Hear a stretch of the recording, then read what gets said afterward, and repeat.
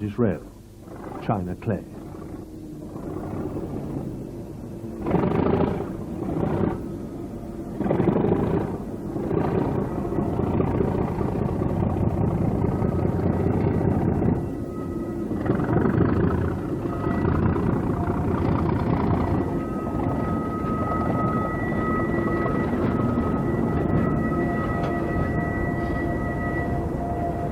Class 37s haul fully laden trains up the steep gradient from the English China Clay Company's works at Moorswater.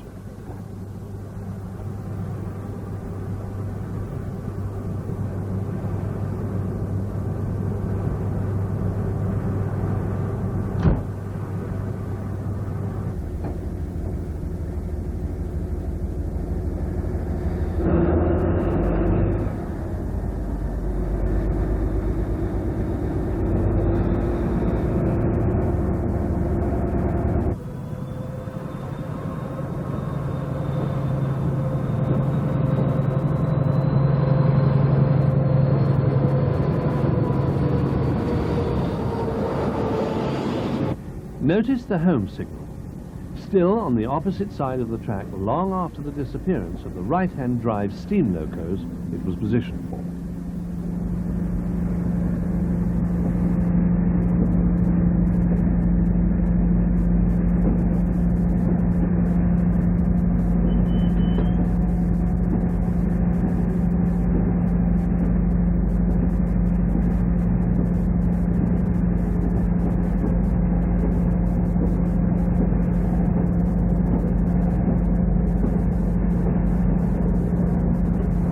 Some of the piers from the old timber-top Moorswater viaduct still stand.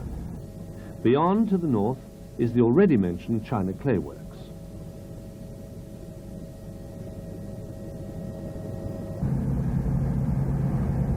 The next 2 miles sees a stiff climb averaging 1 in 70. Extensive deposits of China clay can be found in many areas of Cornwall. Such is the quality of this white mineral that it is exported throughout the world. In Britain, its use is far more diverse than its name suggests, being used for everything from plastics to paper and paints to cosmetics.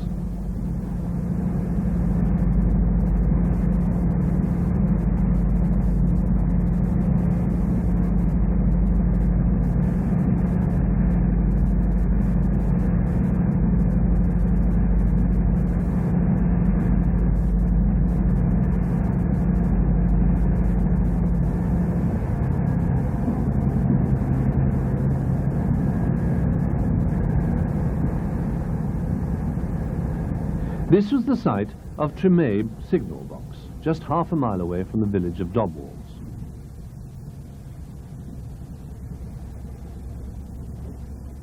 No railway enthusiast should miss the opportunity of visiting the theme park of the same name created by John Southern, a lifelong train lover. Here he has recreated parts of 2 legendary American railroads, the Rio Grande and the Union Pacific.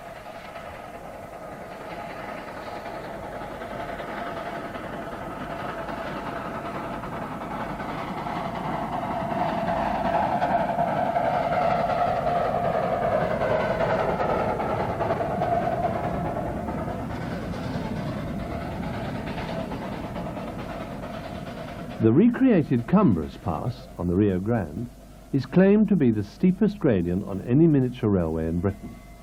The real-life gradient of 1 in 25 has been faithfully recreated.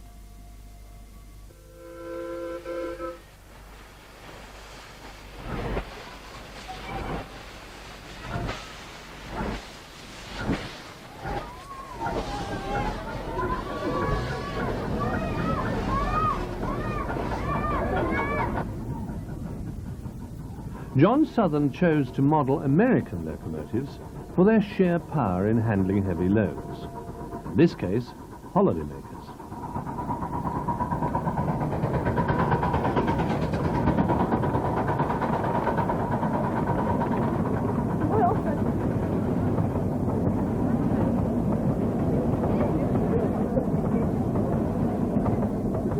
The The wide variety of motive power appeals to all tastes, and with the colour light signalling, as many as 5 trains may be running at the same time.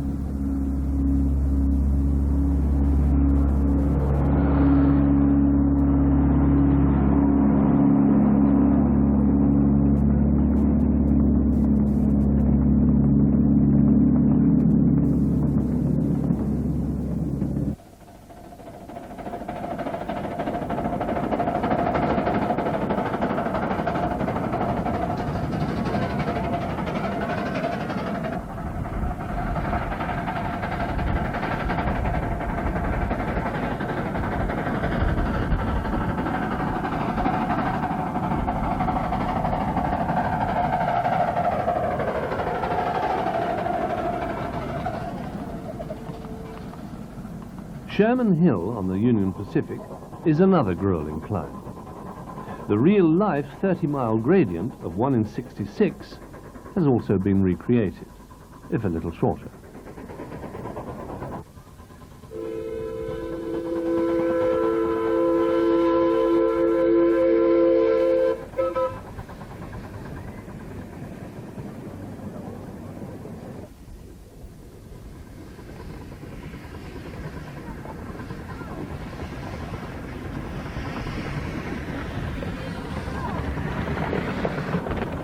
The track gauge is 7 1/4 inches, and models are approximately 1/6 full size.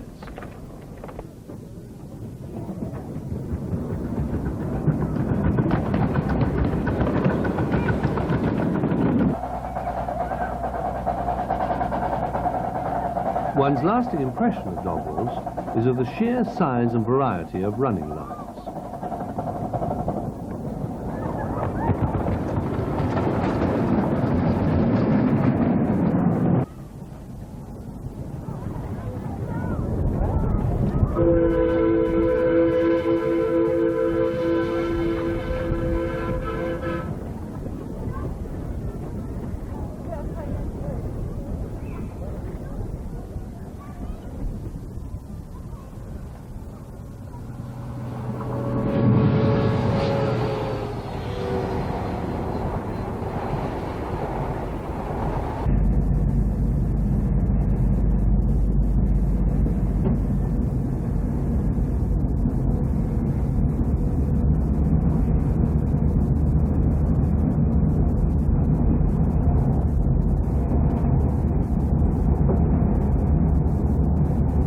Just beyond the line's summit is the site of the old Dobwalls station, closed in 1964. The next 6.5 miles is mostly downhill at around 1 in 70.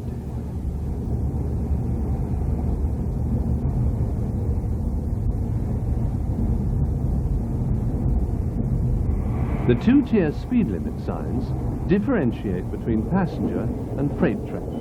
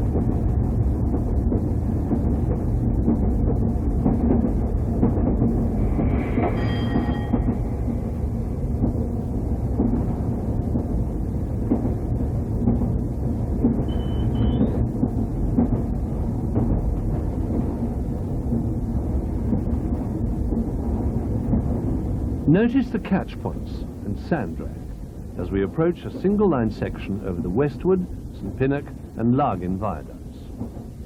The line was singled in order to save the enormous cost of rebuilding the massive viaducts, the weight now being spread evenly down the centre. The speed limit across the viaducts is dependent upon the type of traction. 55 miles per hour for HSTs and DMUs, 40 miles per hour for locos.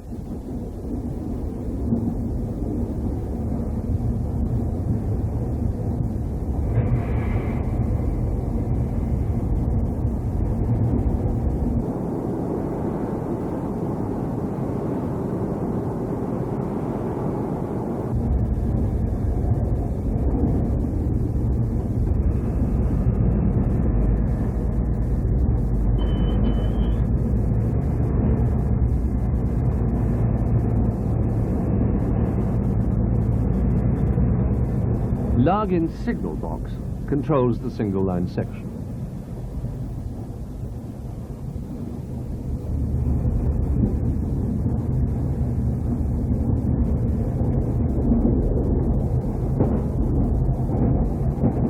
We continue downhill for the next 4 miles, through the Glyn Valley to Bodmin Parkway. Once the Cornwall Railway had opened, the economies of construction and subsequent maintenance were soon manifested in the quality of ride. Dozens of derailments, some fatal, soon gave the company an unenviable reputation, probably losing it much custom. Of course, back in the 19th century, railways were the prime mover, not just of people, but of all types of goods and commodities.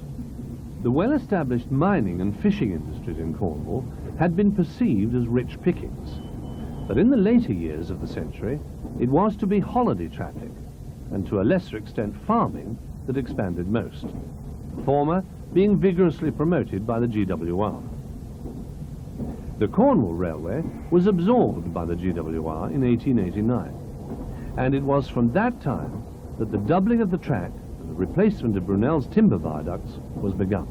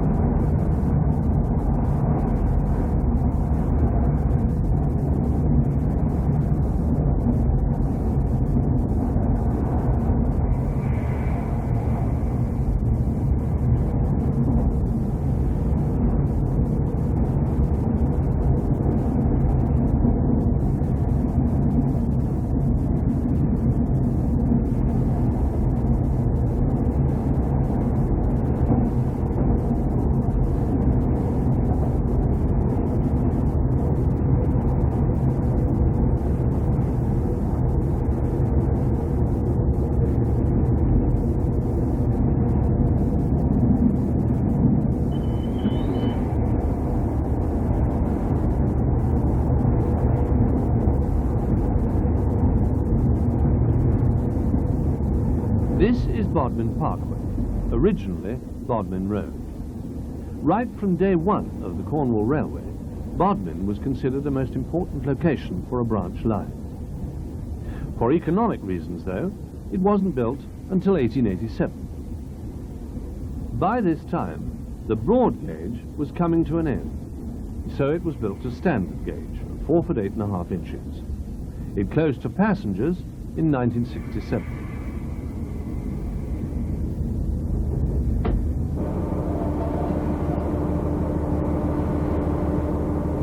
The branch was reopened to Parkway by the Bodmin Steam Railway in June 1990.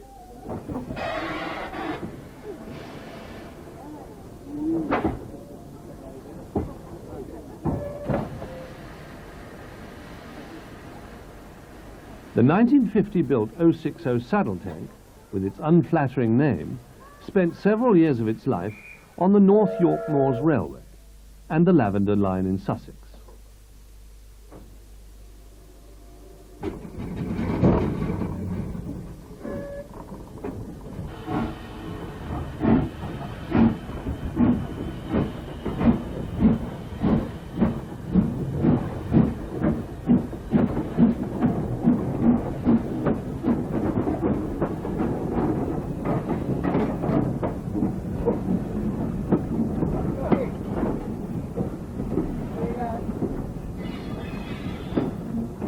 The loco was bought just a month after the line's reopening to enable 2 coach trains to be hauled single-handed.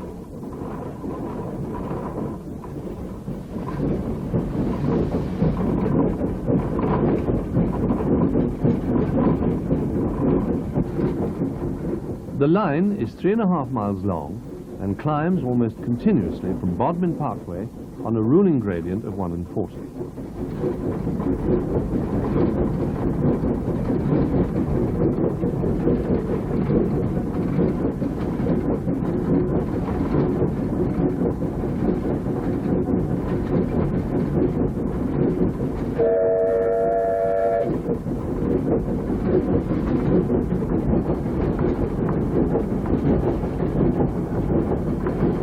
A preserved railway is not just about running trains. The volunteer workforce will be the first to remind you.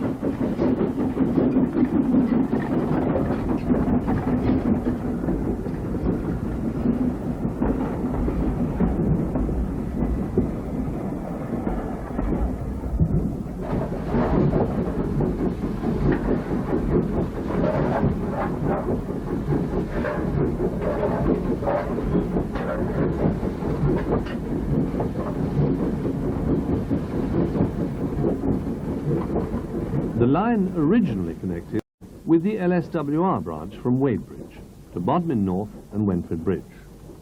The eventual aim of the Preservation Society is to reinstate part of that line too.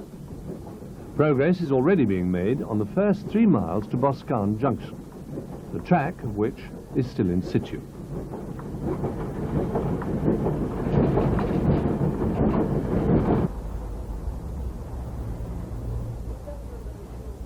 You can just see the facing point leading to the Boscawen branch in front of the bridge support.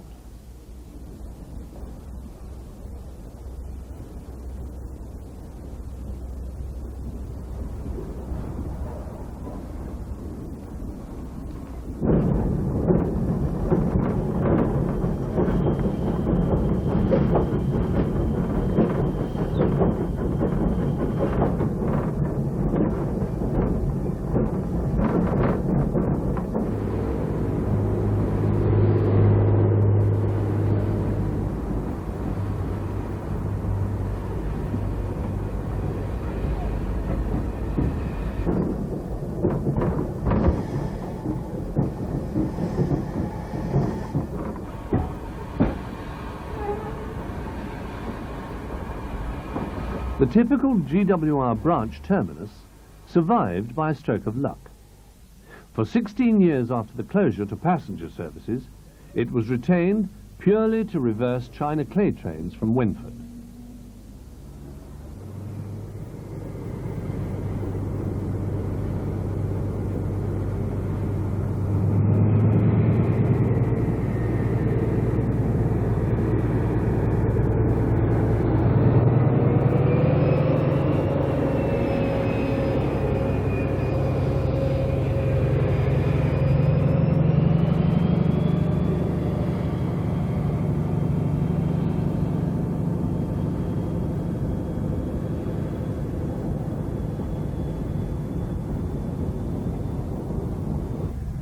Bodmin Parkway itself is level. On departure, the line falls sharply at 1:65 for 3/4 of a mile, before rising briefly to enter Brown Queen Tunnel.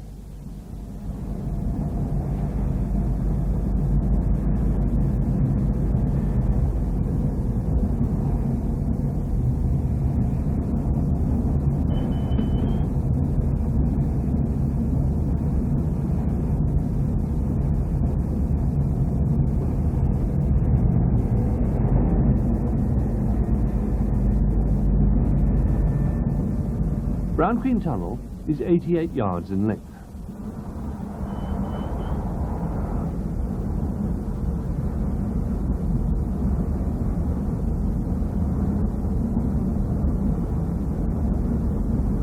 line now follows the course of the River Foy, all the way to Withyall.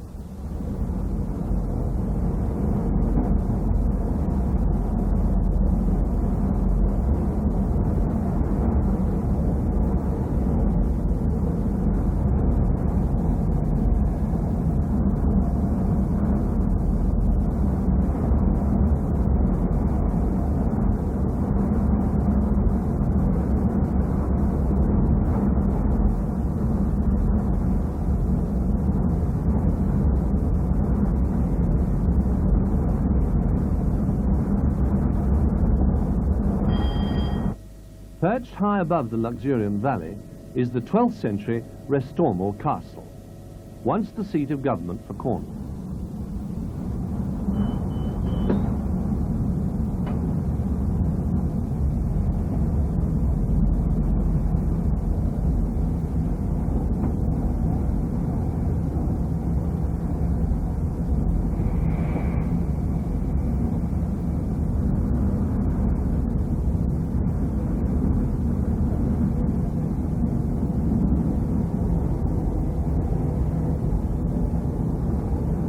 We are now approaching Withyall, still a stronghold for semaphore signalling. To our right, you can see the rail connection with the Unigate milk depot.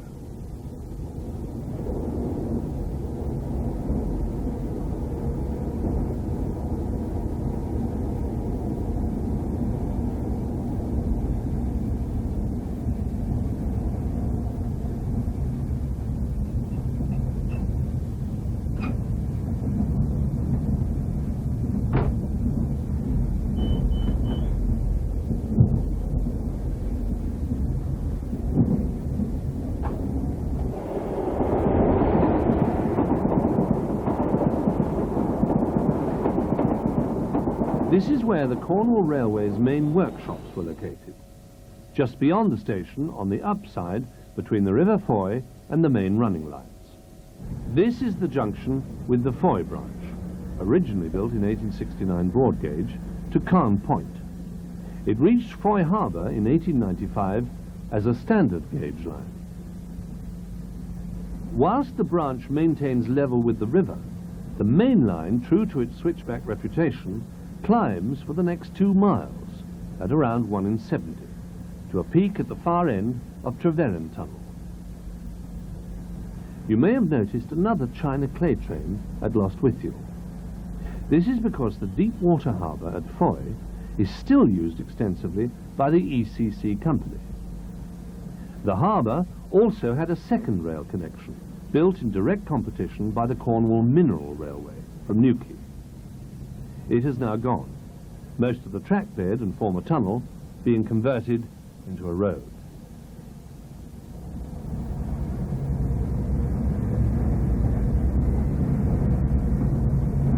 This is the 167-yard-long Milltown Viaduct.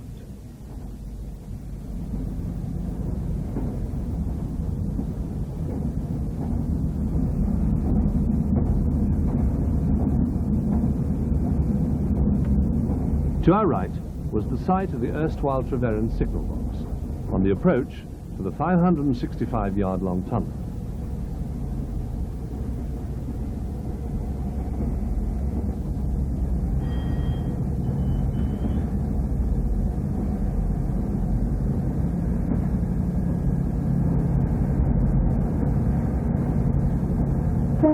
The author Daphne du Maurier was so inspired by the tranquil setting at the other end of Treverrin Tunnel that she wrote it into her 1969 novel, The House on the Strand.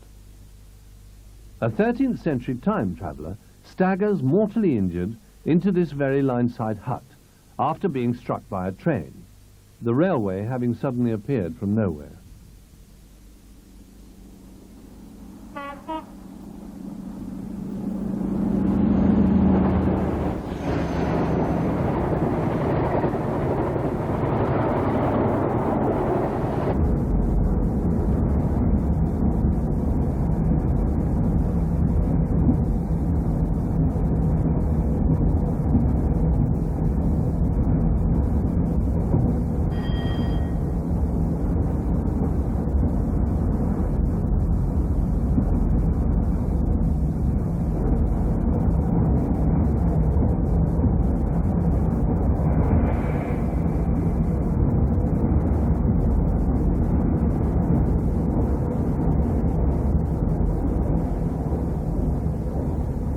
It's a steady downhill gradient of about 1 in 80 to power.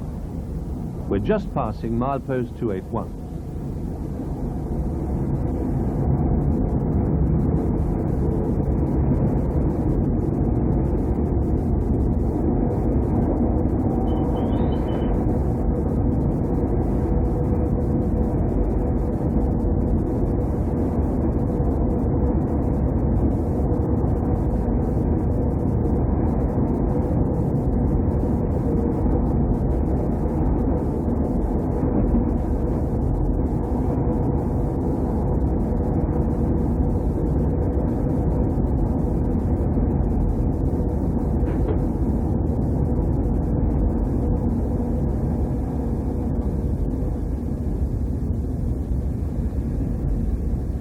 Par is the junction with the Newquay line, the only Cornish branch still with a regular through intercity service.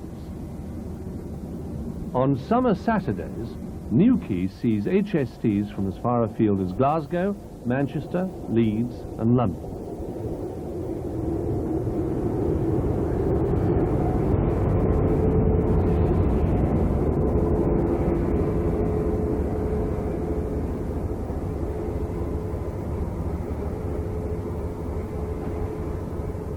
The Newquay branch, as we have already heard, was the former Cornwall Mineral Railway that opened in 1869 to Foy.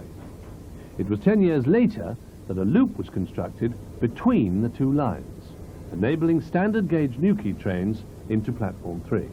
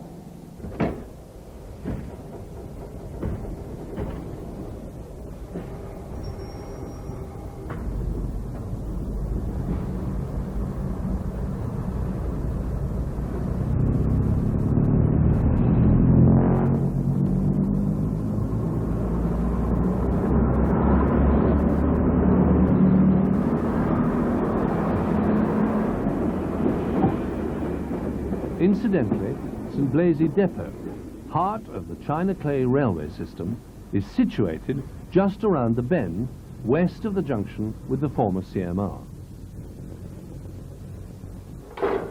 At milepost 282.5, there is a severe speed restriction on loco haul trains of 20 miles per hour, whereas HSTs and DMUs may proceed at 60 miles per hour. To our left is Par Harbour, one of the chief ports for the English China Clay Company, and connected to the stub of the old mineral railway at St Blaise. There is a steady climb now for 5 miles to Burn Gullet.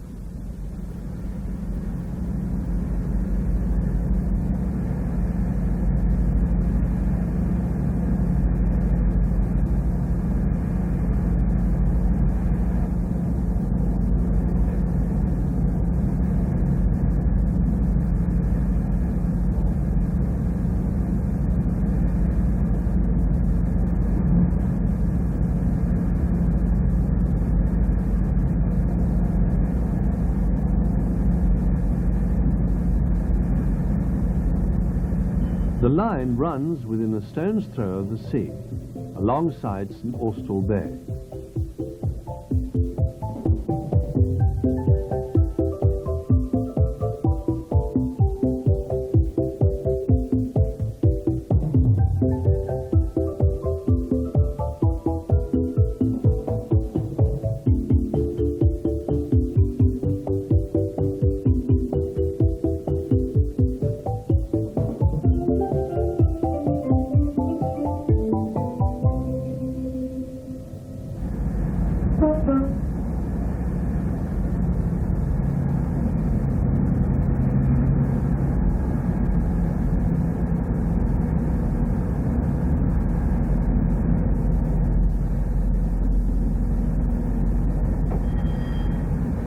There is an amazing story in the West Briton newspaper of the near disaster on this steady uphill gradient, 1 in 60, in October 1872.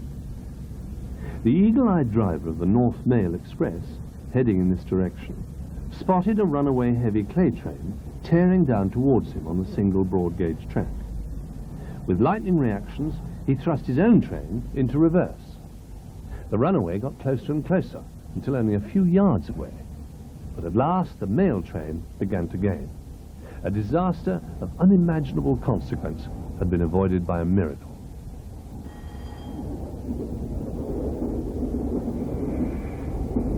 The track from the right was from the GWR goods depot built in 1931.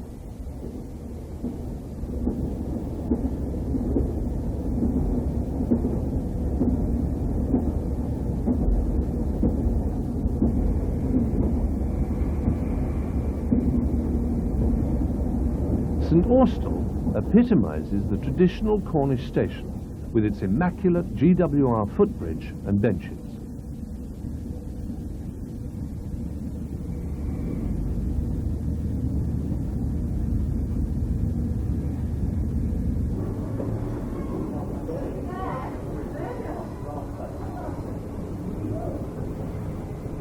The fact that the station also enters flower competitions comes as no surprise to regular passengers.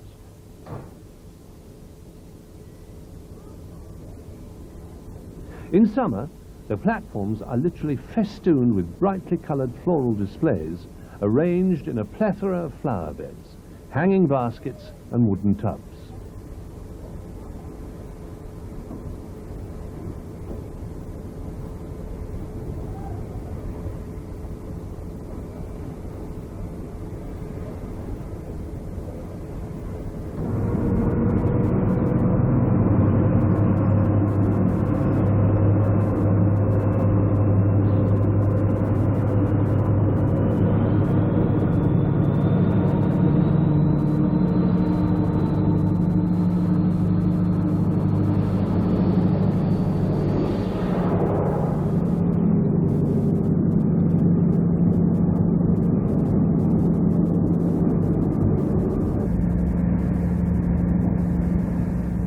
Continuing the steady climb from Par, both driver and passenger are treated to a panoramic view of the seaside town from St Austell Viaduct, 240 yards long and over 115 feet high.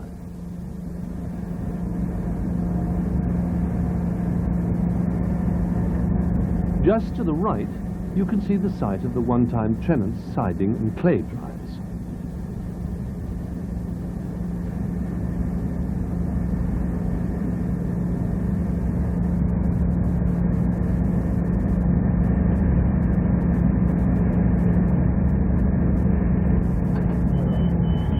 Incidentally, the intermittent bleeping sound, for the benefit of those who don't already know, is the driver vigilance control.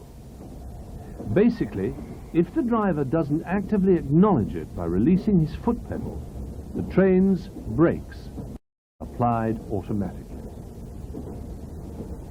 As we cross Gather Viaduct, we near the top of our present climb and slow down for the single-line section at Burnegullow.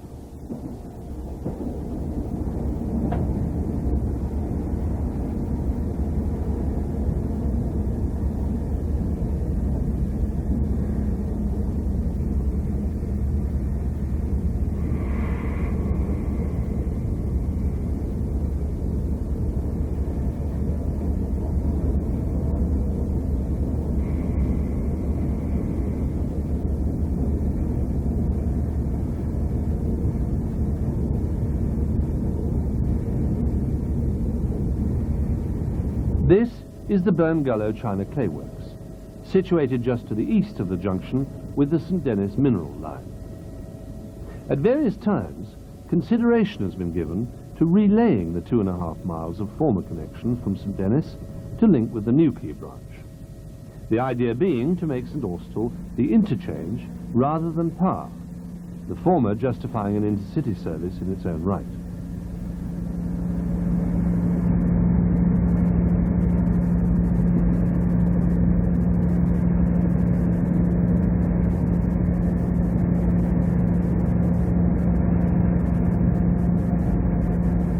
The St Denis line diverged to the north at Cornwall Branch Junction, which is followed immediately by relics of the former Bungalow station, which closed way back in 1931. The first 2 miles of the mineral line, as far as Drinick Mill, had been laid to broad gauge. The gap in through running remained until 1892. This 7-mile section to Probus was singled in 1986 for economy and to allow the slewing of the track, which has enabled the speed to be increased to 65. The crossovers are 60.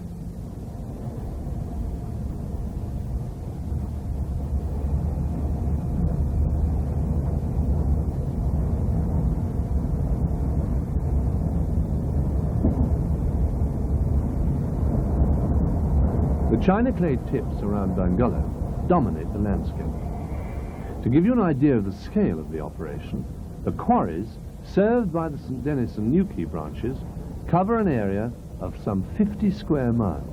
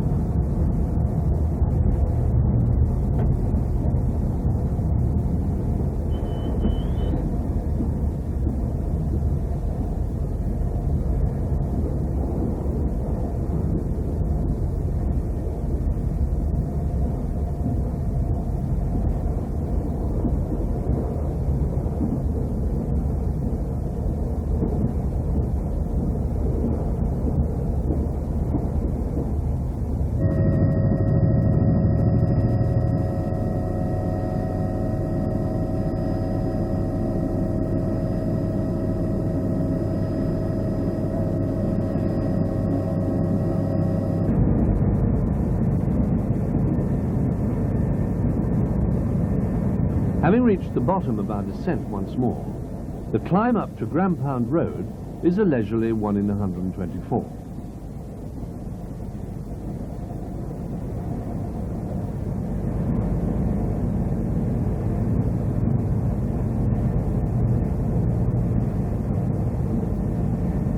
Grampound Road was another of the many minor stations to be closed under the Beeching Axe, succumbing in October 1964. Before the opening to passengers of the Newquay branch in 1876, Grampound Road was the railhead, the seaside town being just 11 miles away.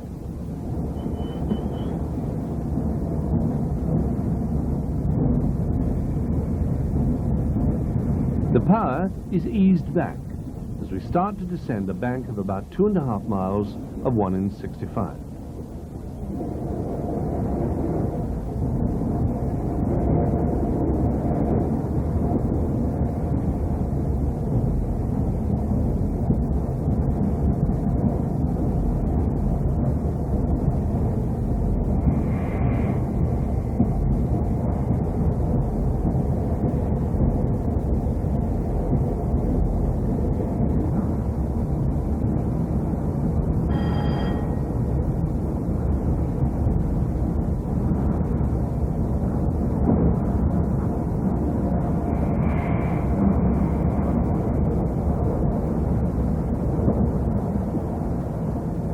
We level out at the site of Probus and Laddock platform, still clearly identifiable.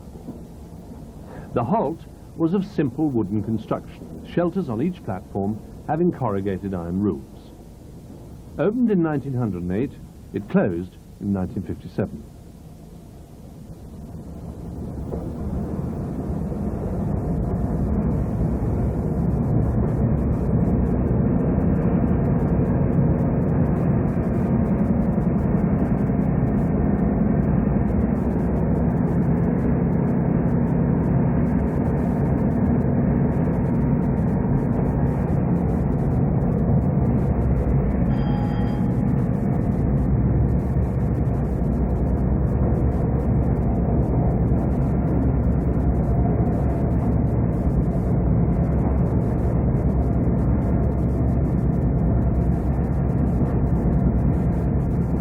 Climbing up past the site of Probus signal box, we cross the 83-foot-high Tregarn Viaduct, followed shortly by Tregeagle Viaduct, 63 foot high. Both viaducts crossed small tributaries of the Tresillian River and replaced timber ones in 1902.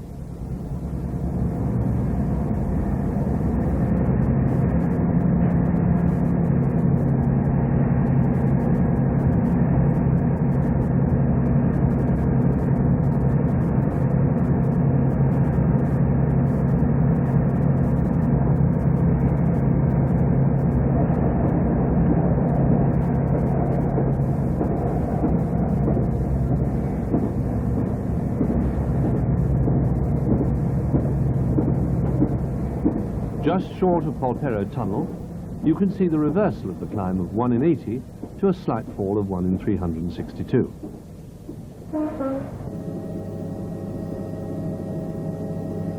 At 581 yards, Polperro is the longest tunnel in Cornwall.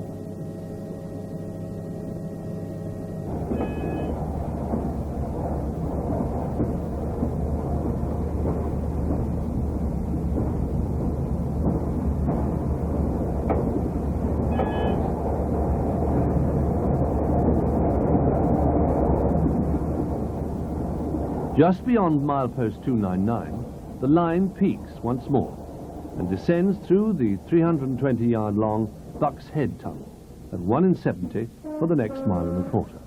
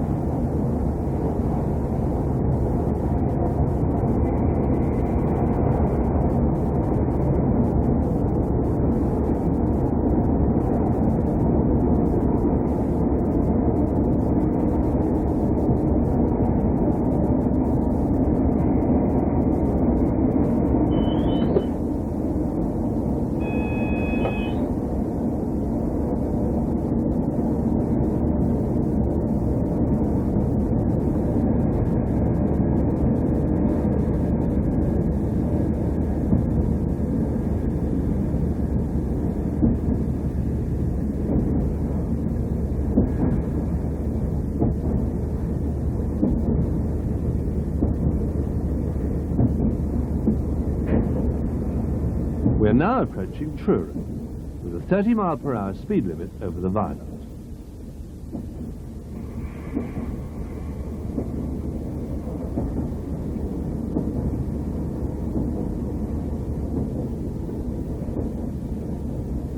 Superb views of the city and its 19th century cathedral can be had from the train as we cross the 92-foot-high Truro viaduct. At 443 yards, the longest in Cornwall.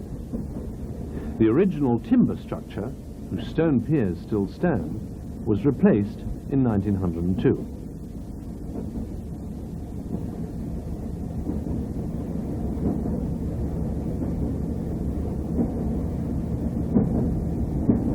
Carvedras Viaduct is 323 yards long and 86 feet high.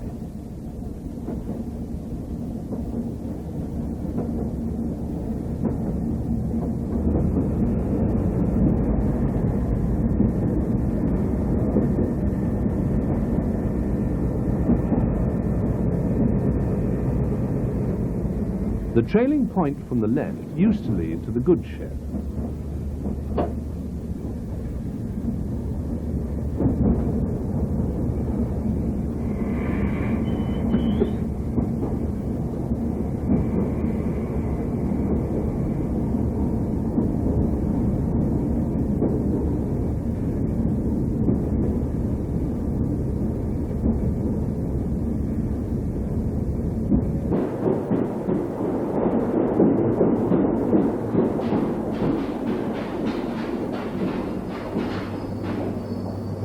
Truro has a station befitting its role as capital of Cornwall.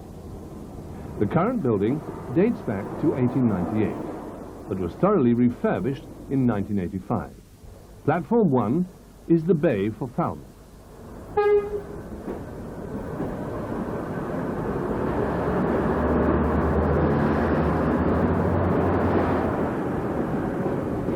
Surprisingly, there are still some quaint survivors from olden days.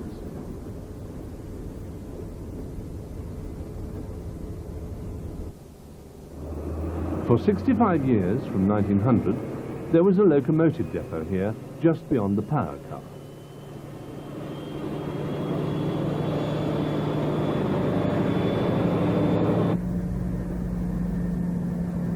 Departing Truro on a 1 in 60 gradient, we encounter Higher Town Tunnel. For many years, it had a most rare arrangement. The left track was broad gauge on the Cornwall Railway to Falmouth, and the right track standard gauge on the West Cornwall to Penzance. We're now approaching Penwithers Junction. What is now the branch to Falmouth continues straight ahead.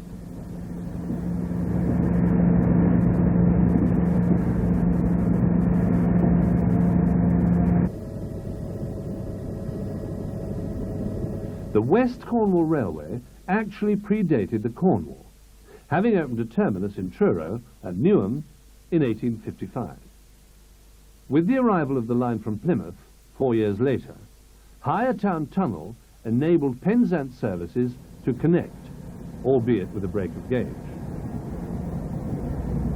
From Penwithers Junction, the line climbs at a constant 1 in 80 for about 3 miles towards Chasewater. The West Cornwall had been built to standard gauge because it was an independent and isolated concern.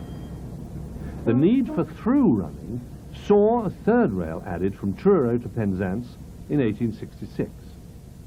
Incidentally, the old Newham station became a goods depot, and as such survived for over 100 years until 1971.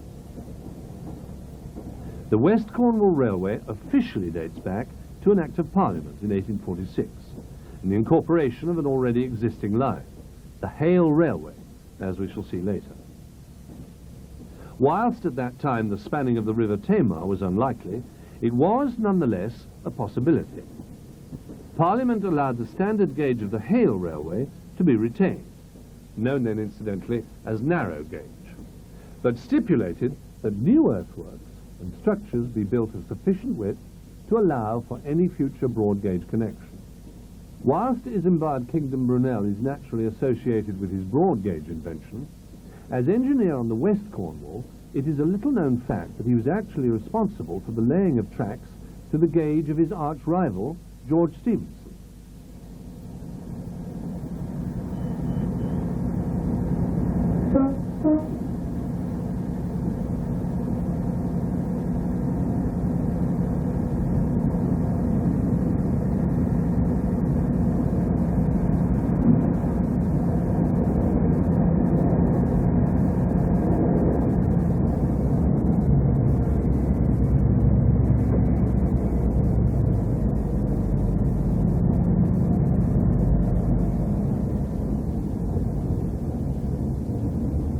Just to the west of milepost D05, once again the summit is quite apparent.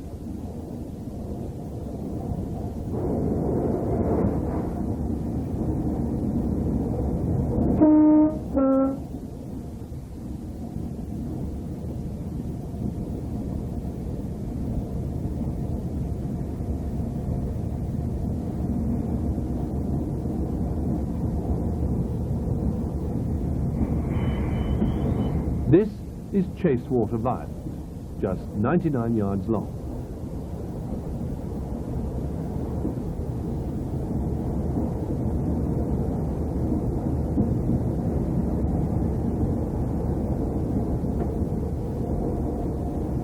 Just beyond Blackwater Viaduct is the old Chasewater station.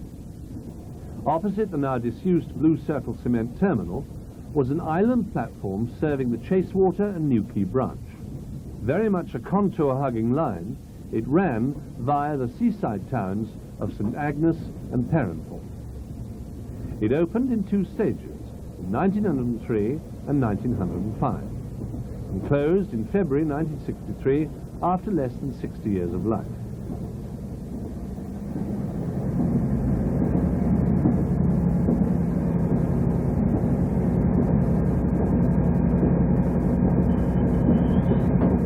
new key line diverged to the north at Blackwater Junction.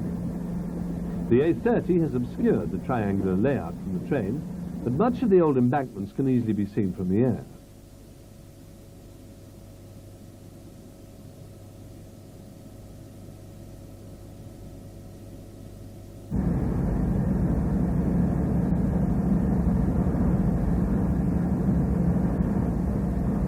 This is the old Scoria station, closed in 1964. Beneath it ran the Poldis tramway. One of countless mineral lines throughout the region, the Poldis is thought to be the earliest, dating back to 1809. It ran from Poldis to Portreath on the north coast.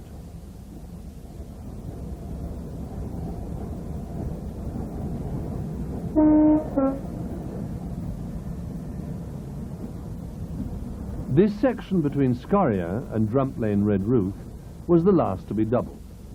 The year was 1930. The Tamar crossing was then the only single-line section between Paddington and Penzance.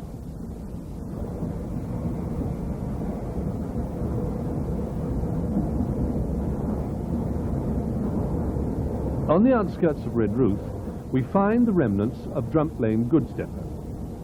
Opened in 1912 by the GWR, it replaced the inadequate goods facilities at Redruth Station.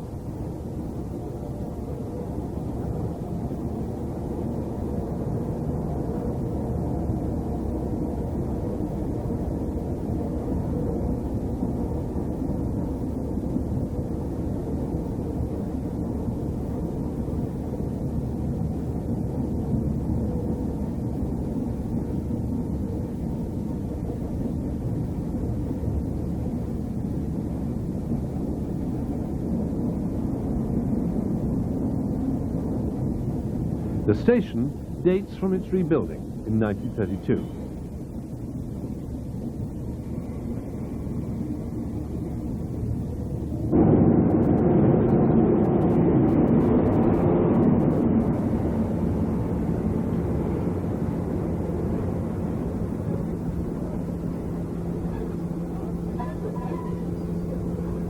Redruth was first and foremost a mining town.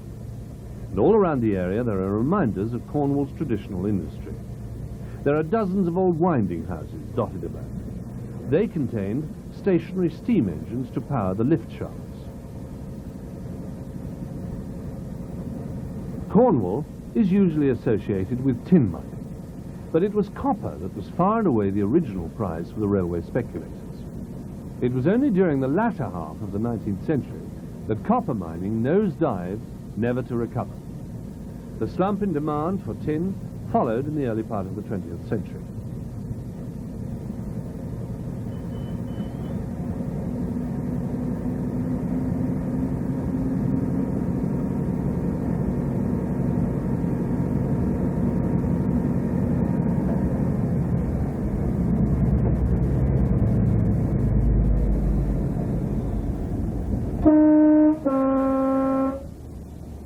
This was the site of Redruth Junction, where the old Hale Railway converged from Chesavian on the left and from the original Redruth terminus on the right.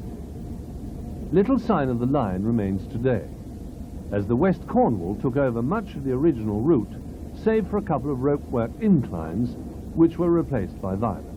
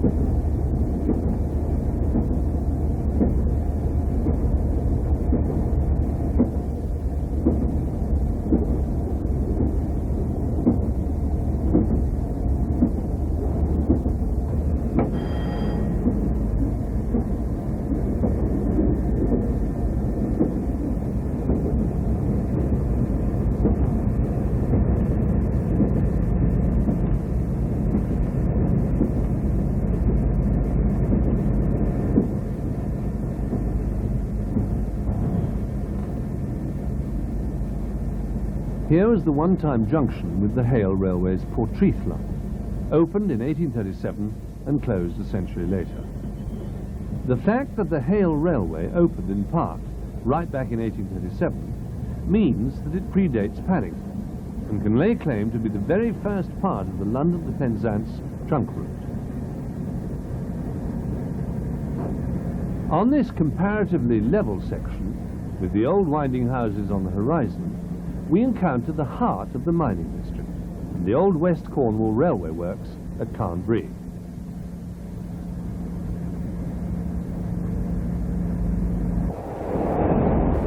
Looking from the old station footbridge, the works occupied the land to the left. Half a dozen tramways crisscrossed the area linking the various mines. Carnbree Station survived until 1961.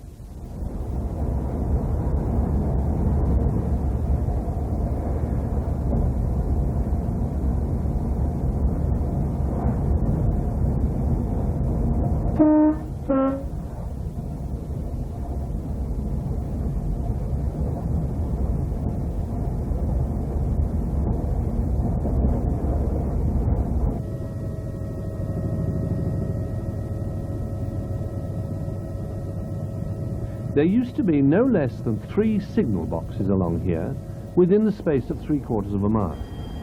North Crofty, Dulcoath and Roskear Junction. The latter still controls the level crossings.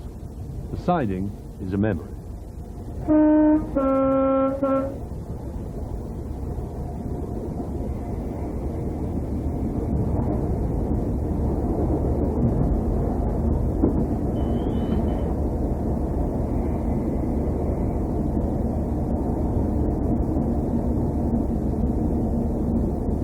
We are now arriving at Campbell, and if you think the shape of the magnet DIY building ahead seems familiar, that's because it used to be the goods shed. An even shorter down platform than today allowed rail access.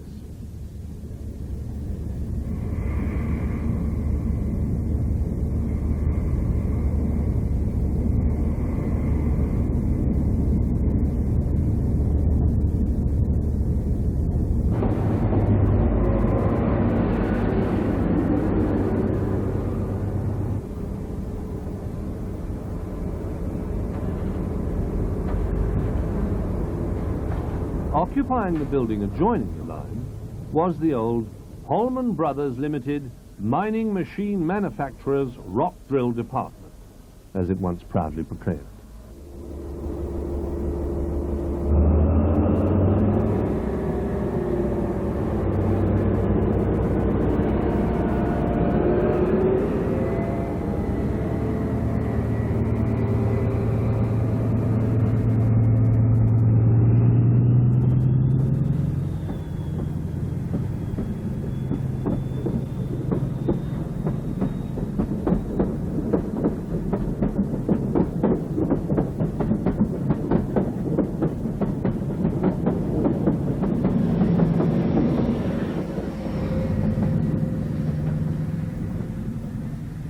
From half a mile to the east of Camborne, and through the station itself, the line descends steeply by as much as 1 in 55.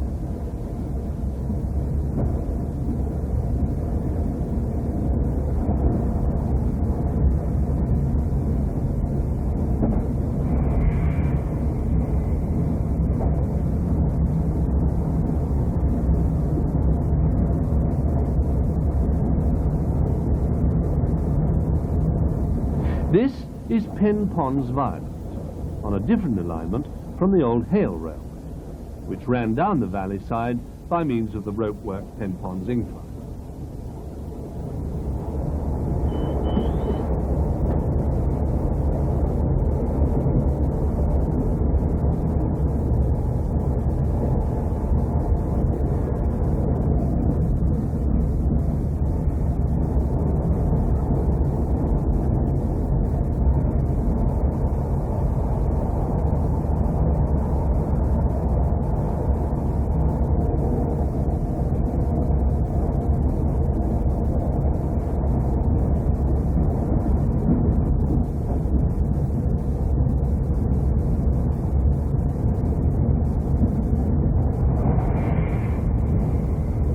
Just around the next bend was the site of Gwynedd Road Station, the junction for the Helston branch.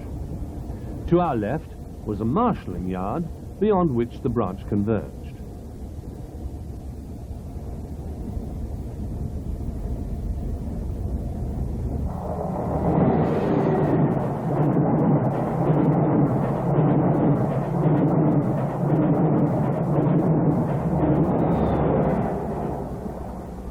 Whilst the field has totally obliterated signs of the 8.5-mile branch, as is often the case, the overbridge points the way.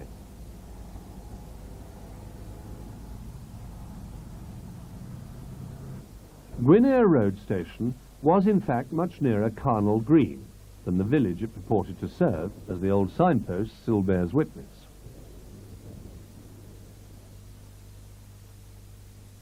The station closed in October 1964, at the same time as freight traffic on the Helston branch. Passenger traffic on the standard gauge line had run from 1887 to 1962.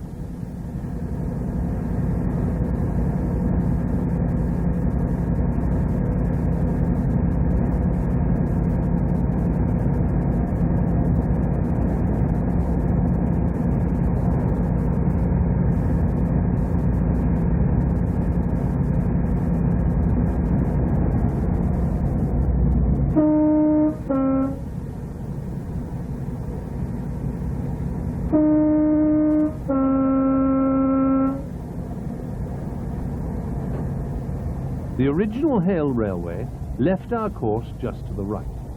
It ran down an inclined plane of 1 in 10 to Angarrick. From there, it reached Hale along the far side of Copperhouse Creek.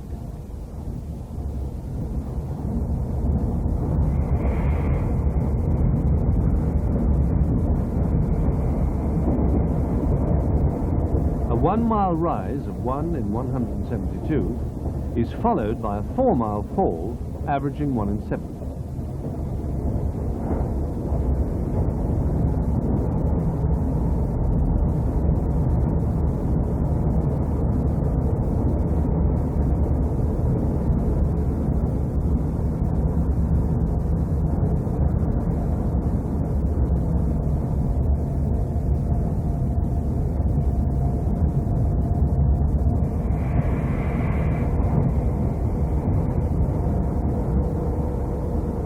We now cross Angarrick Viaduct, which is 266 yards long and 100 feet high. Just to our right at milepost 318, you can still see traces of Angarrick Station, the shortest lived on the whole line. It opened in 1852 and closed in 1853.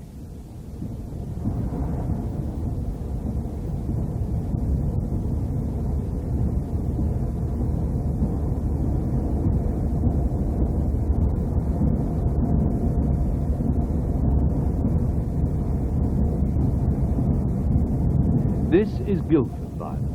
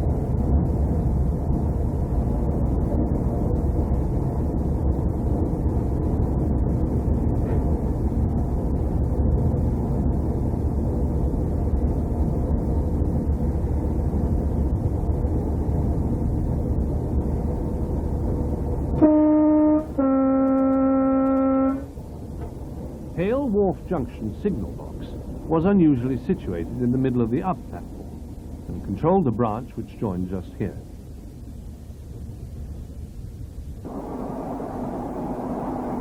The 1886 rebuilt Hale Viaduct is 277 yards long. Beneath it to the left was the site of the original Hale Railway terminus by Foundry Square.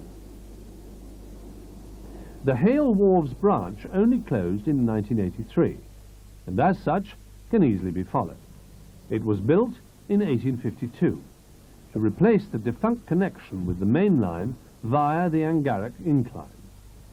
It fell steeply from the station at 1 in 30 past the single road engine shed. This side of the overbridge, one line branched right to reach the gasworks. The harbour line continued across the creek by means of a swing bridge. On the northernmost side of the bridge, a triangular junction was formed, with the original course off to the right and the wharves to the left. Actual rails are still visible above the surface of the road. Mixed gauge was laid quite late in the day, in 1877, to allow all rolling stock access to the numerous outlets. The overall line speed is actually higher between Hale and Penzance at 75 miles per hour. From Plymouth all the way to Hale is a maximum of 70. Under the modern A30 bridge, we climb up at 1 in 70 to St. Erth and St. Ives Branch Junction.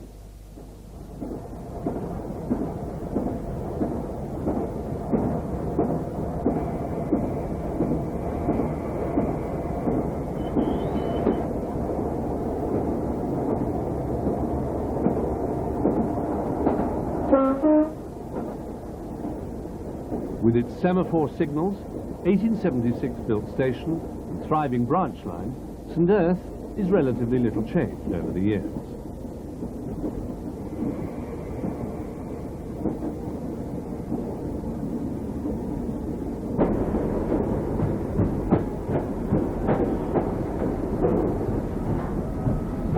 The bay platform is for the 4 1/4 mile branch. The last to be built to broad gauge, it opened in 1877, just 15 years before total abolition of the 7-foot road.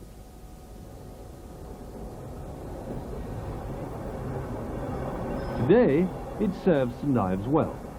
With narrow streets bursting at the seams, the park and ride service from Leyland Saltings is a great success.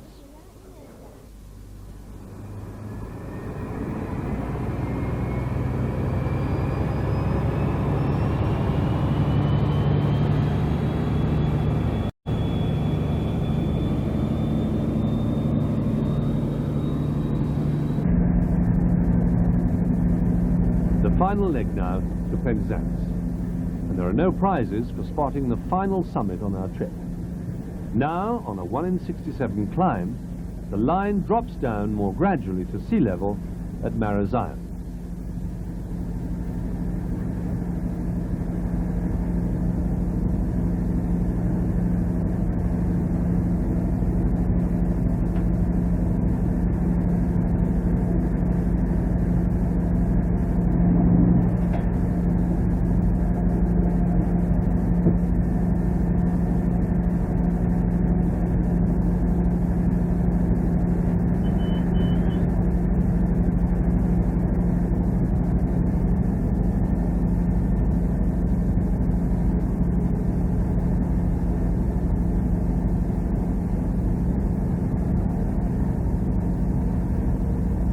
This is the only place on the British mainland where you can travel by train from north coast to south coast in just 10 minutes.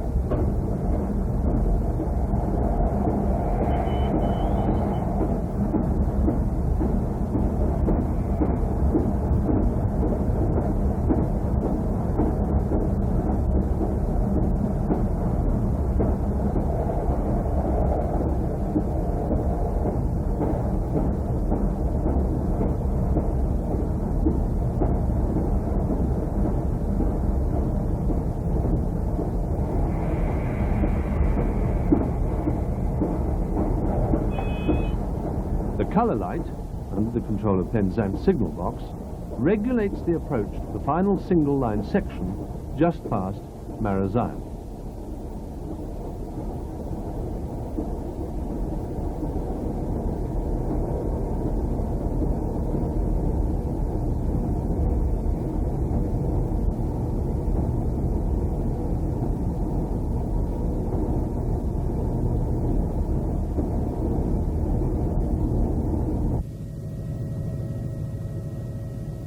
St Michael's Mount lends its name to the bay in what must be one of the classic picture postcard images.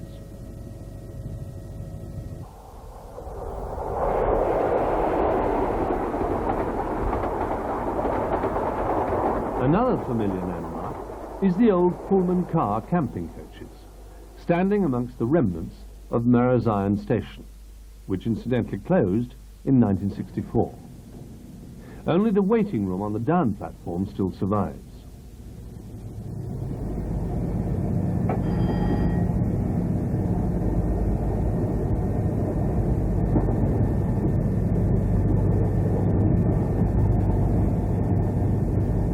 As if by design, railway travellers find themselves alongside the sea. The single line threads its way between the beach and the carriage sidings. The purpose-built HST depot stands on the site of the old Long Rock loco sheds.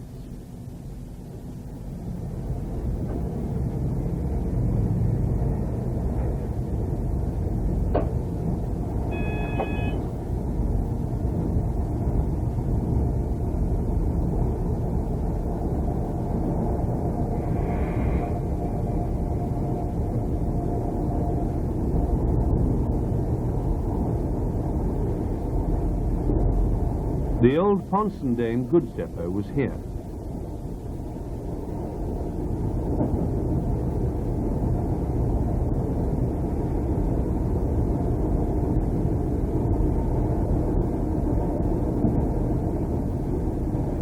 Pretty as the location may be, the narrow confines of the approach to the terminus caused the West Cornwall and GWR as many problems as at Dawlish on the South Devon. Over the years, much land has been reclaimed from the sea. Before that, the rails were almost literally laid on the beach.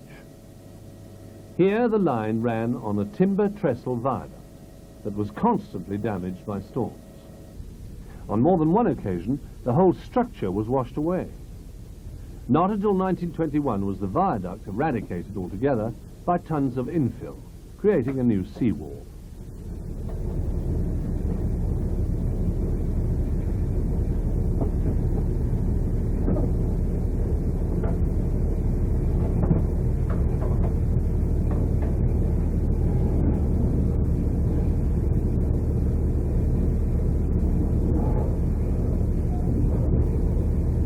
And so we approach platform 2 and the end of the line, the farthest west in mainland Britain. The whole site has been vastly enlarged since the opening back in March 1852. Then the service consisted of just 3 trains a day. Since that time, many named Cornish trains have come and gone, but the journey times have never been faster, or for that matter, more effortless.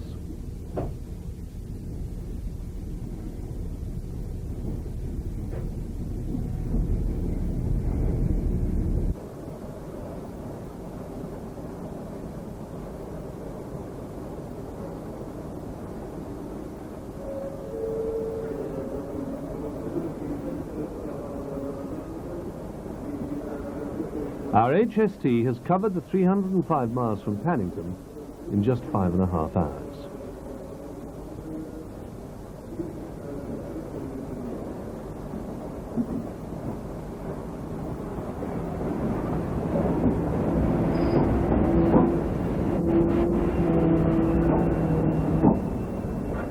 The station building dates from 1879. In the early 1980s, the interior was thoroughly refurbished. A new travel centre was opened, and the inconvenient first-floor booking hall closed.